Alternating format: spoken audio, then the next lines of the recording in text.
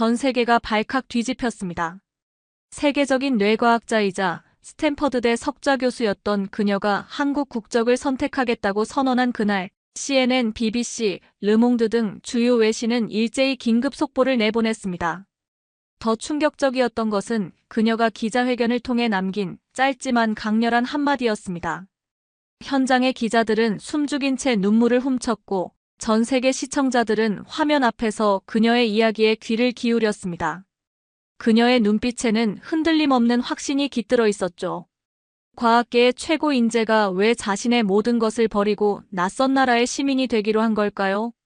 그 극적인 선택의 배경에는 세상이 모르는, 그리고 단 한 아이만이 알고 있는 깊고도 조용한 감동의 이야기가 숨어 있었습니다. 과연 그녀의 인생을 완전히 바꿔놓은 그 비밀스러운 이야기는 무엇이었을까요?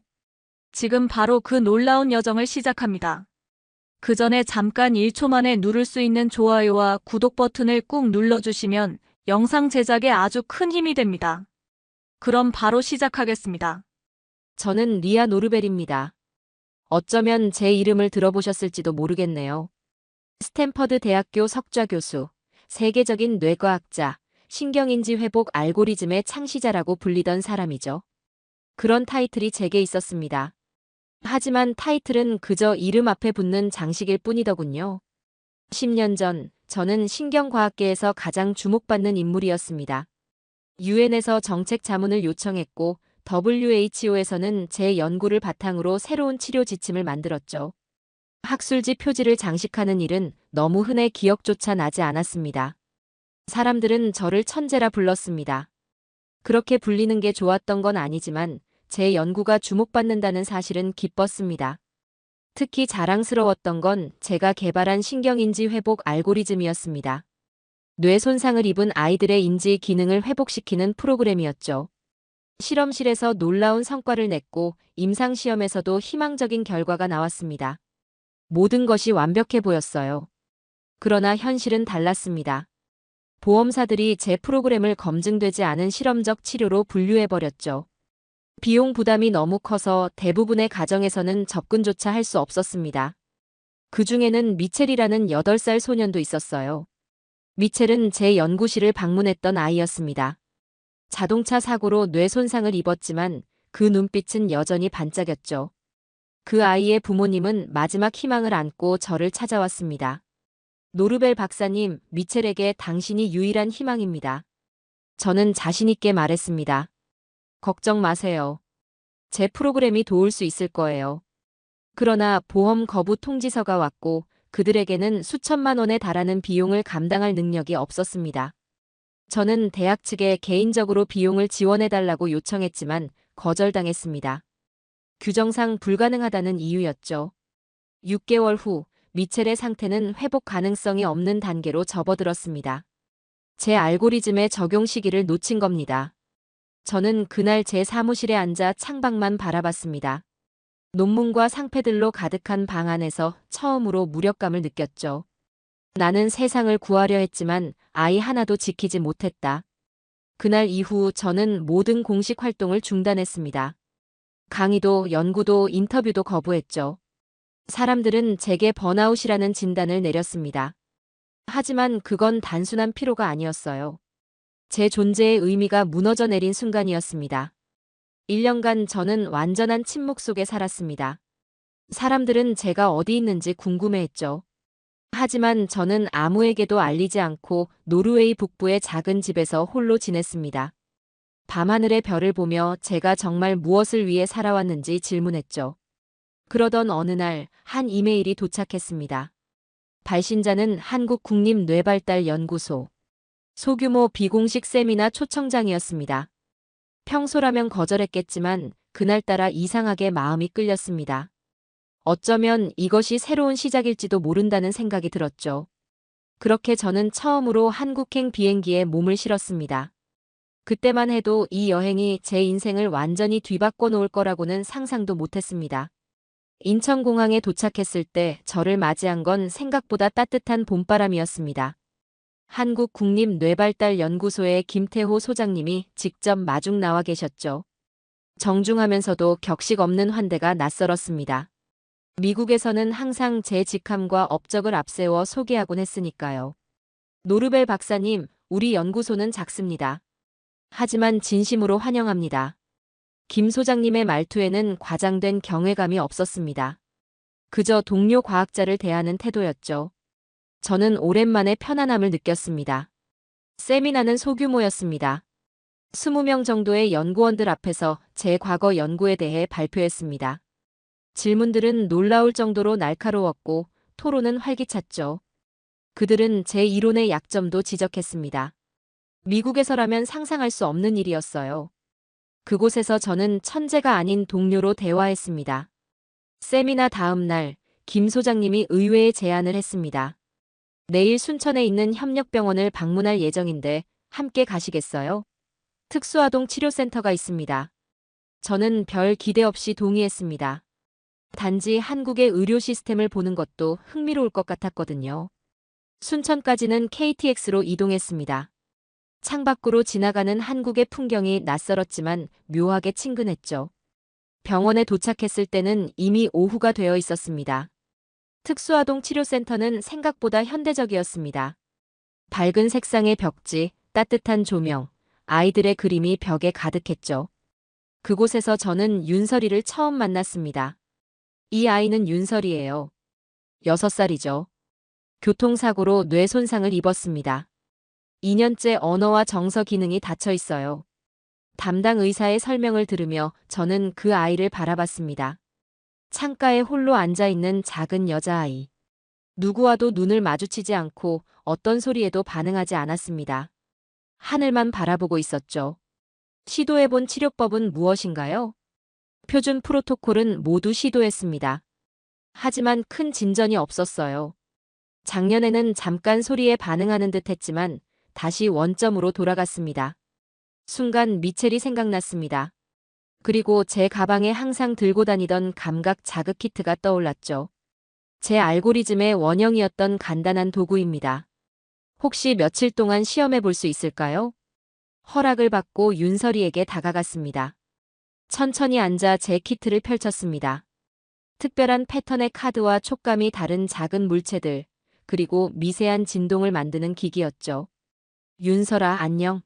내 이름은 리아야. 예상대로 아무 반응이 없었습니다. 첫날은 그저 제가 옆에 앉아 있는 것에 익숙해지게 하는 시간이었습니다. 두 번째 날에야 조심스럽게 진동기를 작동시켰죠. 미세한 파동이 테이블을 통해 전달되었습니다. 윤설이의 손가락이 미세하게 움직였지만 여전히 시선은 창밖을 향해 있었습니다. 사흘째 되는 날, 저는 색채 카드를 하나씩 펼쳤습니다. 특별한 신경자극 패턴이 들어간 카드였어요.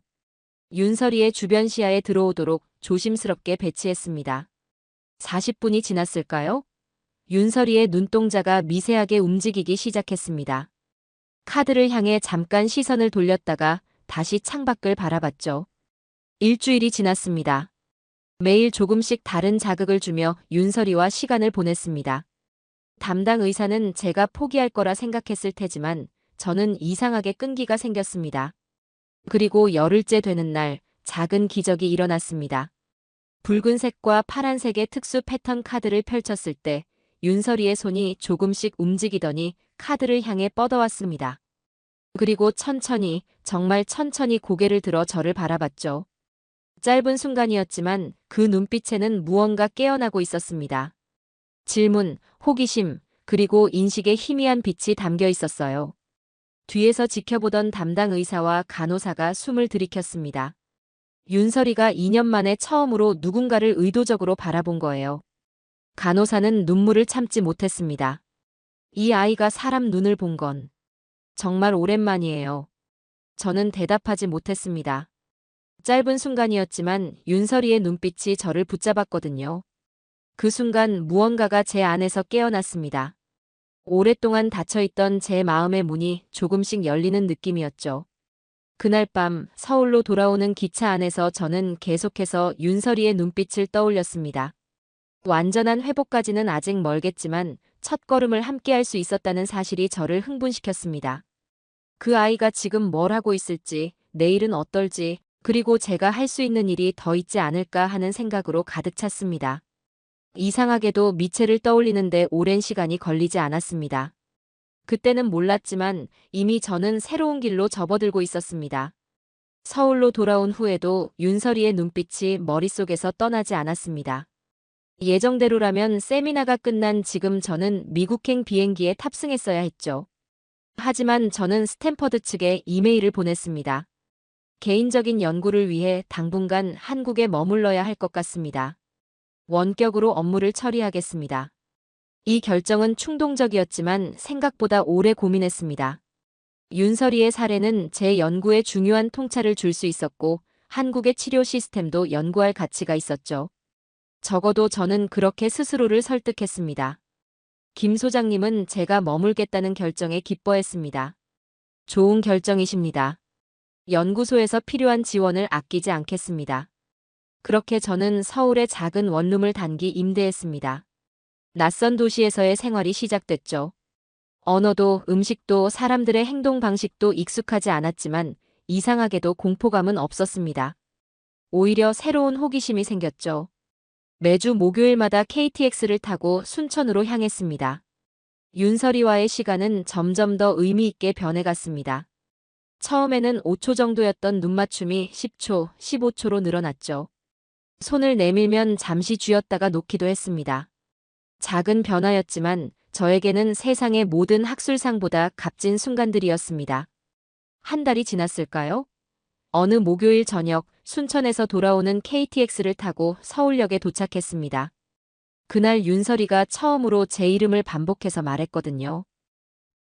이야, 그 작은 목소리가 제 가슴을 울렸습니다.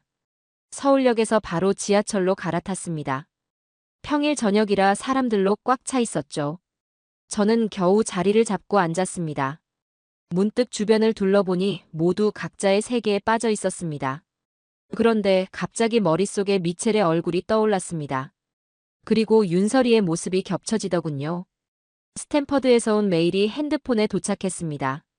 강의 계획서, 연구 미팅, 논문 마감일. 끝없는 압박의 목록이었습니다. 문득 피로감이 밀려왔습니다. 학계에서의 끊임없는 경쟁, 성과에 대한 기대, 항상 천재로 불리는 부담감. 이런 것들이 제 어깨를 짓누르고 있었다는 걸 한국에 와서야 깨달았죠. 지하철 좌석에 앉아 창밖을 바라보며 생각에 잠겼습니다. 그러다 문득 제 뺨을 타고 눈물이 흘러내리는 걸 느꼈습니다. 처음에는 한두 방울이었지만 점점 멈출 수 없이 흘러내렸죠. 손으로 닦으려 했지만 멈추지 않았습니다. 옆자리에 앉아 계시던 중년 여성이 저를 보더니 걱정스러운 표정으로 물었습니다. 아가씨, 괜찮아요? 그 따뜻한 말에 더 눈물이 났습니다. 저는 흐느끼며 고개를 저었습니다. 맞은편에 앉아 계시던 할머니께서도 걱정스럽게 몸을 기울이셨고 주변 사람들의 시선이 모였지만 그 시선은 차갑지 않았습니다. 오히려 따뜻한 관심이었죠. 중년 여성은 가방에서 손수건을 꺼내 제게 건네주셨고 젊은 여학생은 따뜻한 차를 나눠주었습니다. 저는 말 대신 고개를 끄덕이며 감사의 마음을 표현했습니다. 이름도 모르는 사람들이 저를 위로해주는 이 상황이 너무 새롭고 따뜻했습니다. 할머니는 제 손을 잡아주셨고 그 온기만으로도 큰 위로가 되었습니다. 지하철이 제가 내려야 할 역에 도착했고 저는 일어나 주변 사람들에게 고개를 숙여 인사했습니다. 말은 통하지 않았지만 그들의 따뜻함은 어떤 언어보다 명확하게 전해졌습니다. 집으로 돌아오는 길, 저는 여전히 손에 든 손수건의 감촉을 느꼈습니다. 그리고 그날 밤 오랜만에 평온한 마음으로 잠들 수 있었습니다. 다음 날 아침 김 소장님에게 전화를 걸었습니다. 소장님, 연구소에서 좀 더 오래 일할 수 있는 방법이 있을까요? 김 소장님의 목소리에는 기쁨이 묻어났습니다. 연구 이사직을 제안하려고 했습니다. 노르벨 박사님께서 우리 연구소의 일원이 되어주신다면 큰 영광일 거예요. 그날 저녁, 저는 스탠퍼드에 1년간의 연구 휴가를 신청했습니다. 그것이 영구적인 결정이 될 거라고는 그때 생각하지 못했습니다. 단지 제 마음이 이끄는 대로 한 걸음을 내딛었을 뿐이었죠. 지하철에서 만난 이름 모를 사람들의 따뜻함은 저에게 큰 의미로 다가왔습니다. 그들은 제가 누구인지도 모르면서 한 인간으로서 위로해 주었습니다. 그것이 바로 제가 오랫동안 갈망했던 진짜 연결이었는지도 모르겠습니다. 한국국립뇌발달연구소 연구이사. 제 명함에 새겨진 직함입니다. 스탠퍼드에서는 상상도 못했던 일이었죠.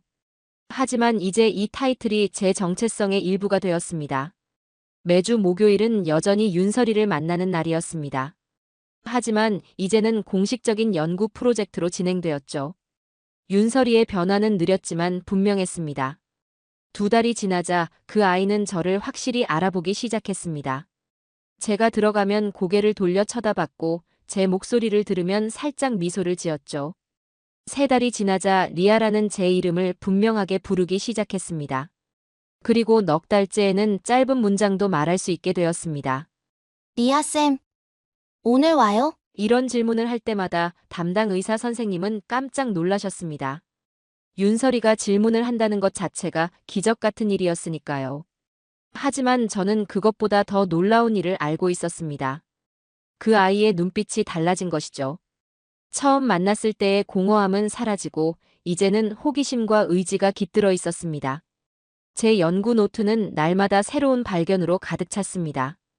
기존의 신경인지 회복 알고리즘을 윤설이에게 맞춰 수정하고 새로운 접근법을 시도했습니다. 때로는 실패하기도 했지만 대체로 긍정적인 반응을 보였죠. 김 소장님은 윤설이의 사례를 학회에 발표하자고 제안했지만 저는 거절했습니다. 아직은 한 아이의 삶이 단순한 사례로 취급되는 것이 불편했거든요. 대신 그의 제안으로 윤설이를 서울로 데려와 더 체계적인 치료를 시작했습니다. 할머니도 동의해 주셨죠. 이제 저는 매일 윤설이를 볼 수 있었습니다. 아침 연구실 업무를 마치고 점심시간이면 병원으로 향했죠.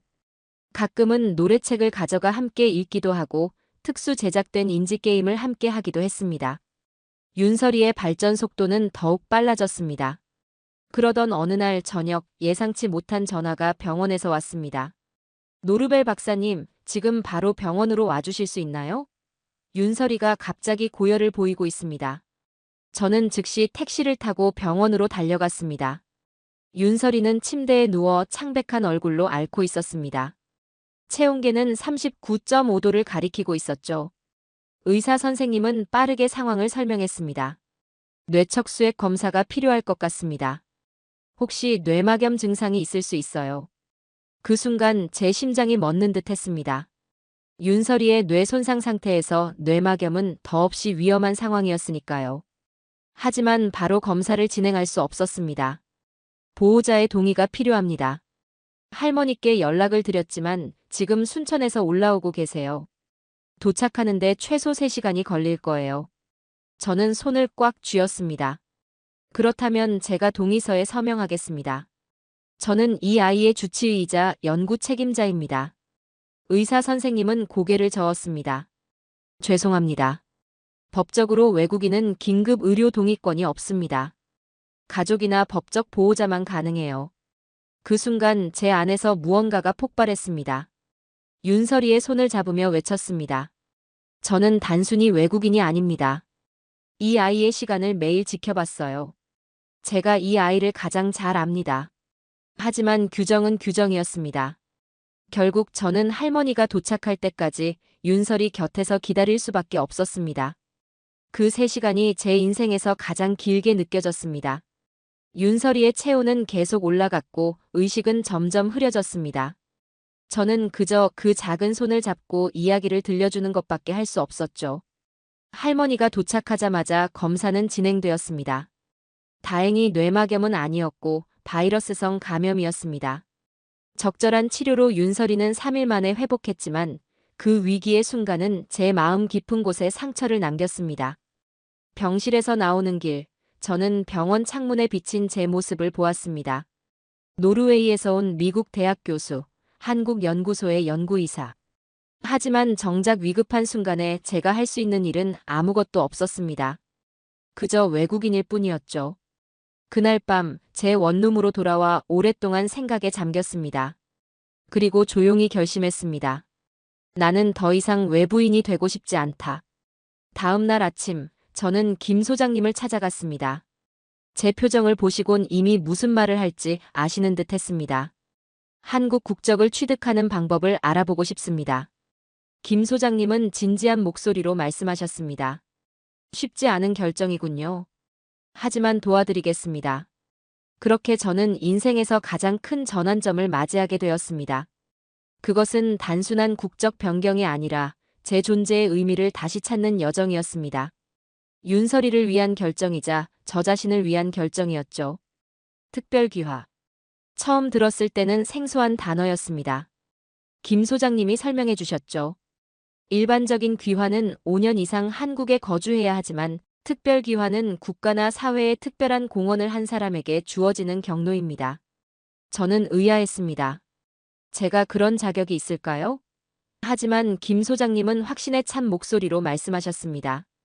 노르벨 박사님의 신경인지 회복 연구는 한국 의료계에 큰 기여를 하고 있습니다. 윤설이 같은 아이들에게 희망을 주었죠. 충분한 자격이 있습니다. 그렇게 특별귀화 신청 여정이 시작되었습니다. 먼저 연구소를 통해 법무부에 공식 추천서가 제출되었습니다. 제 연구 업적, 한국 의료 체계에 기여한 점, 그리고 윤설이의 치료 사례가 상세히 기록되었죠.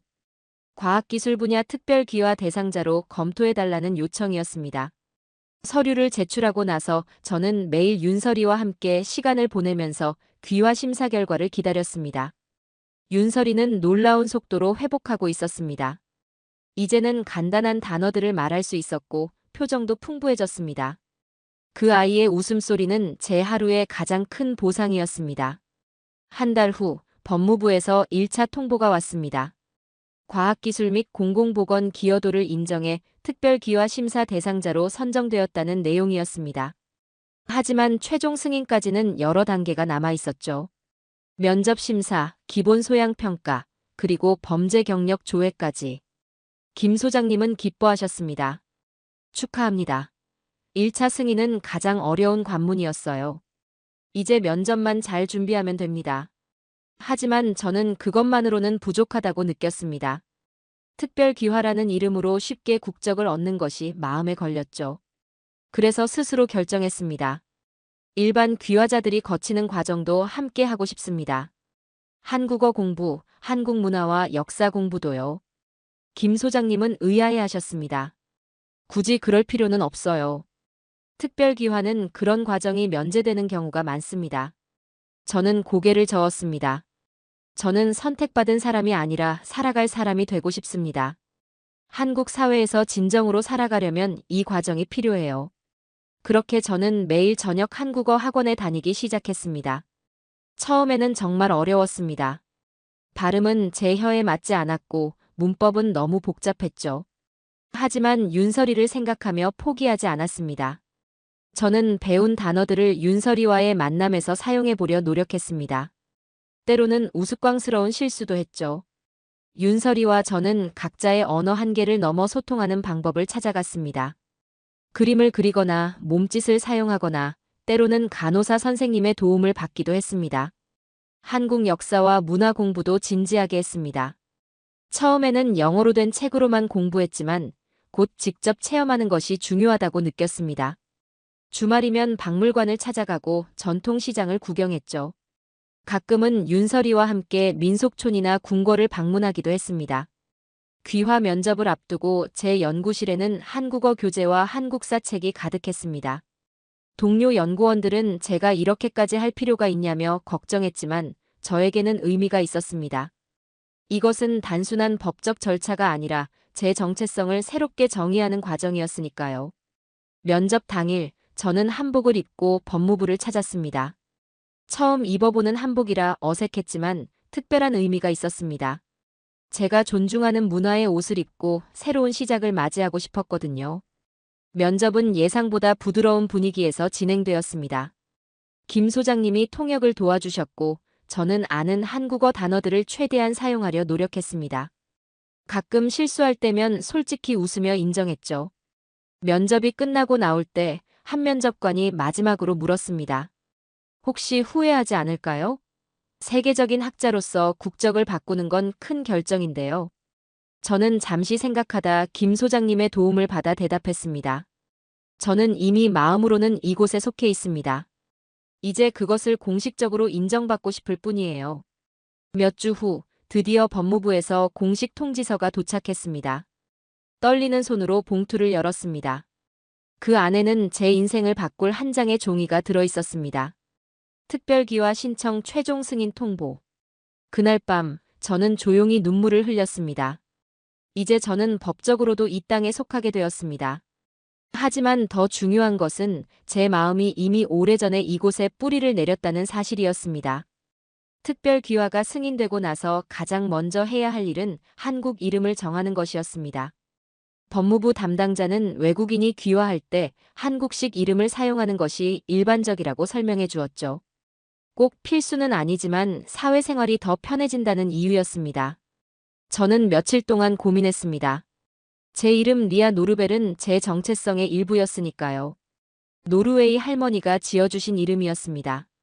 하지만 동시에 새로운 시작을 위한 새 이름도 의미가 있을 것 같았습니다. 한국 이름에 대해 연구소 동료들에게 조언을 구했습니다. 다양한 제안이 나왔죠. 이서아는 어떨까요? 발음이 리아와 비슷해요. 해리는 어떨까요? 해리는 지혜롭고 인자하다는 뜻이에요. 모두 좋은 제안이었지만 어떤 것도 제 마음에 완전히 와닿지 않았습니다. 뭔가 의미 있는 이름을 원했지만 어떤 것이 좋을지 결정하기 어려웠죠. 그러던 어느 날 윤설이와 함께 병원 정원을 산책하고 있었습니다. 그날따라 날씨가 정말 좋았죠. 봄 기운이 완연했고 벚꽃이 막 피기 시작했습니다. 윤설이는 이제 걷는 것도 많이 나아져서 제 손을 잡고 천천히 걸을 수 있었습니다. 윤설이가 갑자기 저를 올려다봤습니다. 리아쌤, 한국 이름 있어요? 아직 완전한 문장을 구사하진 못했지만 윤설이의 의사소통 능력은 날이 갈수록 좋아지고 있었습니다. 저는 고개를 저었습니다. 아니, 아직 없어. 뭐가 좋을까? 윤설이는 잠시 생각에 잠겼습니다. 그러더니 작은 목소리로 말했습니다.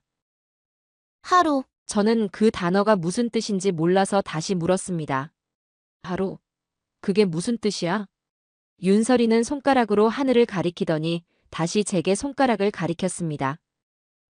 하루, 매일매일 리아 쌤은 매일매일 나를 기쁘게 해주니까 순간 제 가슴이 뭉클해졌습니다. 윤설이에게 저는 매일이라는 존재였던 거죠. 변함없이 찾아오는 의지할 수 있는 존재. 그 순간 저는 깨달았습니다. 이것이야말로 제가 찾던 이름이었습니다. 귀화 서류에 이름을 기재해야 할 때가 왔습니다. 성씨는 어떻게 할지 고민했습니다. 완전히 새로운 한국 성씨를 선택할 수도 있었지만 저는 제 뿌리도 존중하고 싶었습니다. 그래서 결정했습니다. 노하루. 노는 제 성인 노르벨의 첫 글자를 따온 것이었고 하루는 윤설이가 지어준 이름이었습니다. 새로운 삶과 과거의 삶이 조화를 이루는 이름이었죠. 귀화 증서를 받는 날 저는 처음으로 노하루라는 이름으로 서명했습니다. 그 순간은 묘한 감정이었습니다. 무언가를 잃은 것 같으면서도 동시에 새로운 무언가를 얻은 느낌이었죠.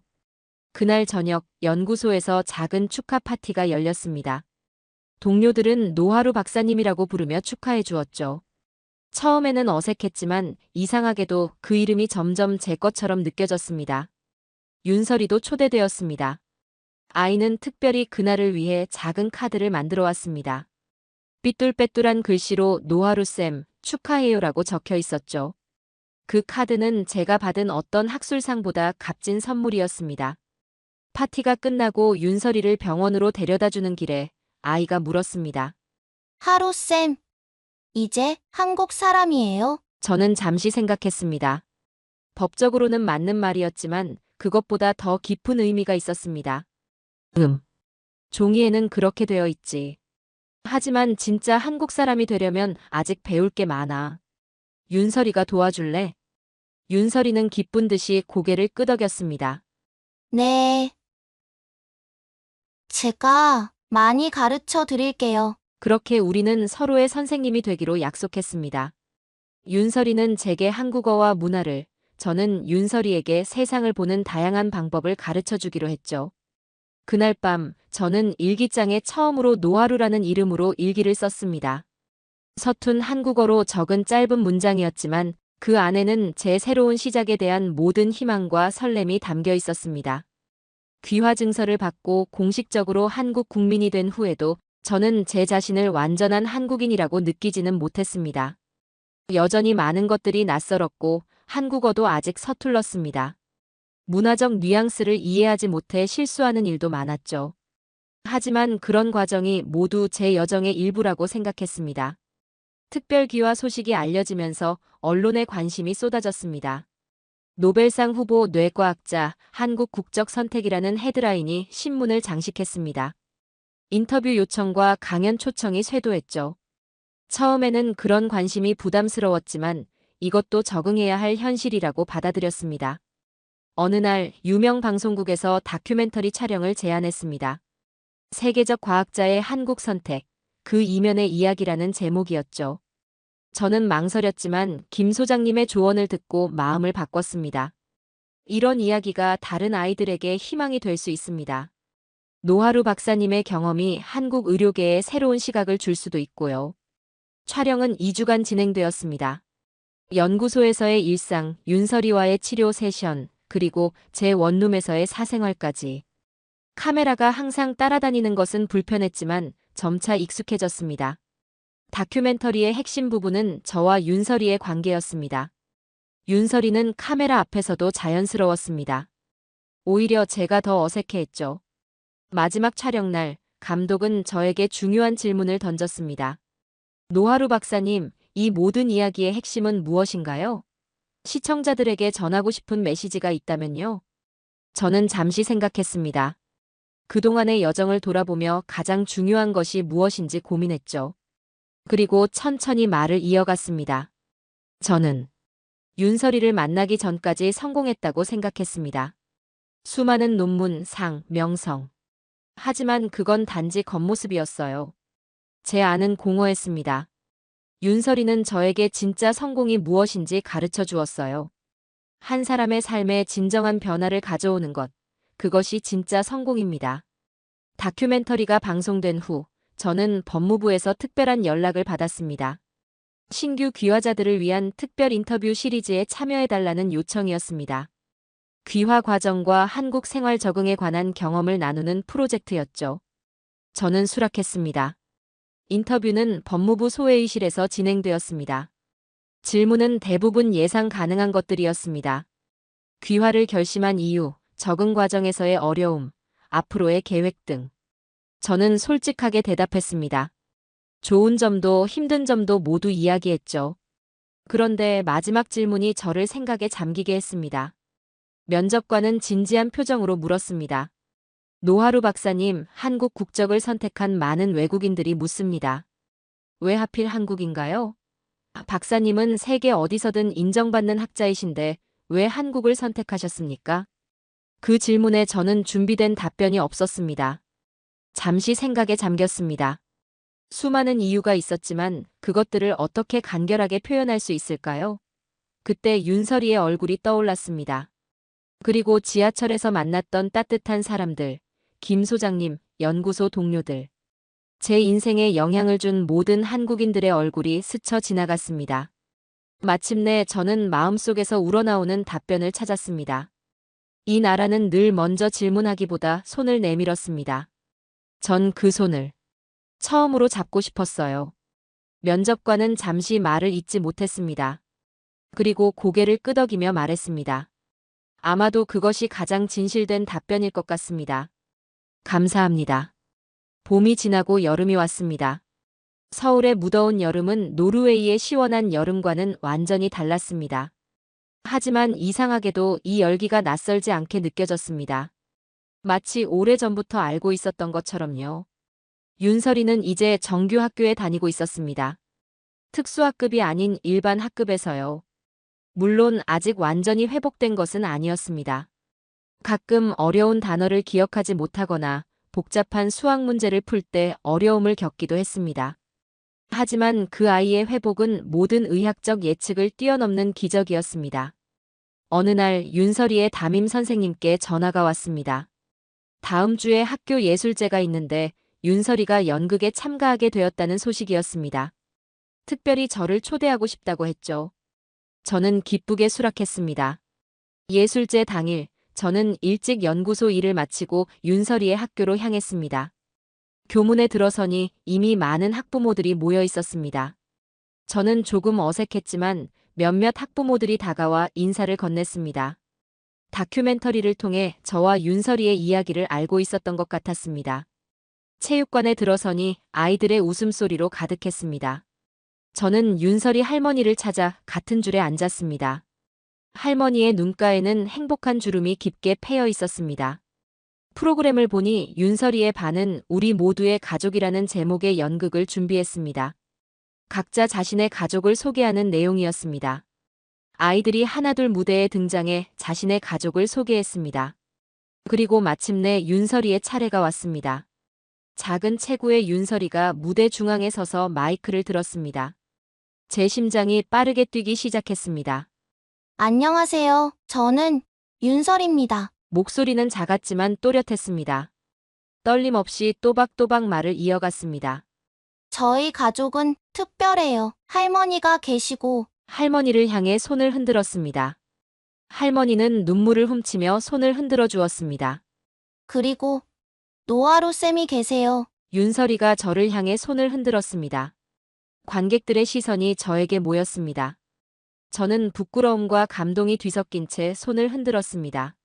노하루 쌤은 멀리 노르웨이에서 왔어요. 하지만 이제는 한국 사람이 되었죠. 제가 아팠을 때 쌤은 매일매일 저를 찾아와 주었어요. 그래서 제가 쌤 이름을 하루라고 지어드렸어요. 관객석에서 작은 웃음이 퍼졌습니다.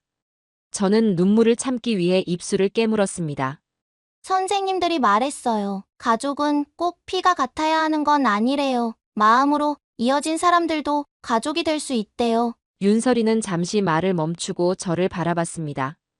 그리고 환하게 웃으며 말했습니다. 노하루 쌤은 진짜 우리 가족이에요. 그 순간 제 눈에서 눈물이 흘러내렸습니다.